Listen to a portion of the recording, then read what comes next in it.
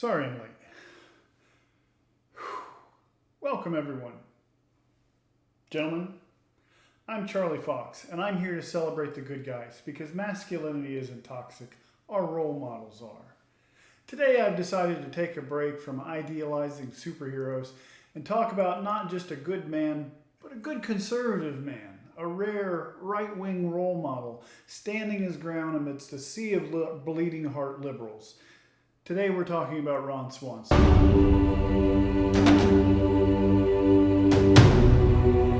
Created for the show Parks and Rec and appearing in nearly every episode from 2009 to 2015, Ron Swanson is the boss of main character Leslie Knope and a foil to her hyper neoliberal tendencies. A good, honest, kind man, Ron epitomizes the conservative ideal as a completely self-made man who takes no charity, loves his country, and cherishes the freedoms it provides him. He loves the great outdoors, freshly smoked meat, and smooth jazz tunes. Intensely private, Ron stays off the grid as much as a grown man and eventual husband and father can. And he's only in his government job to keep the government from doing what he feels is tremendous harm by the government existing. Sure, he makes mistakes, and sure, sometimes he's a clown. But that's true for every single one of us, much less a TV sitcom character. I may not agree with his politics much, but I can respect him because, true to his convictions, he respects the autonomy of others. A true libertarian, Ron isn't interested in any stupid culture war. He thinks people should be able to do what they want, especially him. Yes, this is ratcheted up to an absurd degree at times, but ultimately, Ron Swanson cares about himself and people, not things.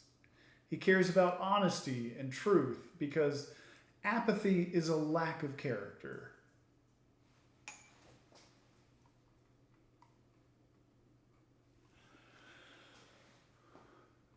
That doesn't mean you have to care about everything, but there are universal things we should all care about if we want to coexist on this planet.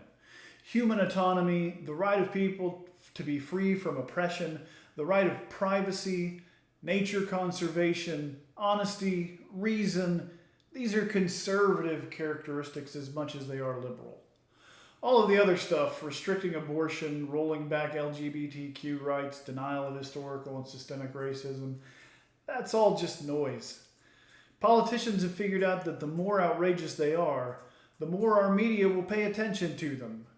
And the media knows the more they show politicians saying wild stuff, the more people will watch. And the media has a very, very low opinion of you. Here's an example. The highest rated, most trusted cable news channel in the US is Fox News. It has been for years.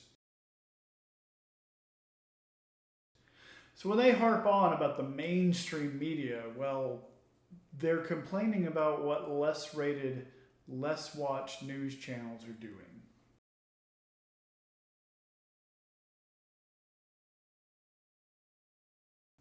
Fox News wants you to think they're still the scrappy underdog when they've been running the game for 20 years. This goes for all cable news, really. News for profit, news at the whim of advertisers, it isn't really news at all. It's the opinion of corporations screamed at you in a $5,000 suit. It's smug derision behind $500 Moscow glasses. It's pointless and it can be ignored.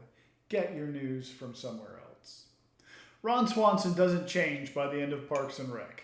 He doesn't suddenly turn liberal and decide the government is a really good thing. He finishes his show a little older and a little softer. Settling down with a wife and kids will do that to you. But Ron never changes who he is to satisfy the people around him. Rather, he learns to compromise to get more of what he wants. You can bully, you can yell, you can be the loudest, most unruly voice in the room to get what you want. You can make people uncomfortable until they'd rather just give you what you want, so you'll just go away rather than deal with you. You can be ungovernable, sure, but you won't get anything lasting out of that. People will half-ass an attempt to satisfy you and then vacate the area. And then you're left alone with a shitty version of the thing you wanted. But if you can learn to compromise, as Ron did, you can get even more out of life than a half-assed version of it. You can get a whole-assed, fulfilling life. You can have meaningful relationships rather than shallow acquaintances. You can find wonder in nature and the world rather than boredly scrolling the internet. You can earn respect and admiration rather than instilling fear and resentment. You can rise above the manufactured divisions in our culture and be a good man. Next week is the last week, and yeah, my Marvel bias will continue.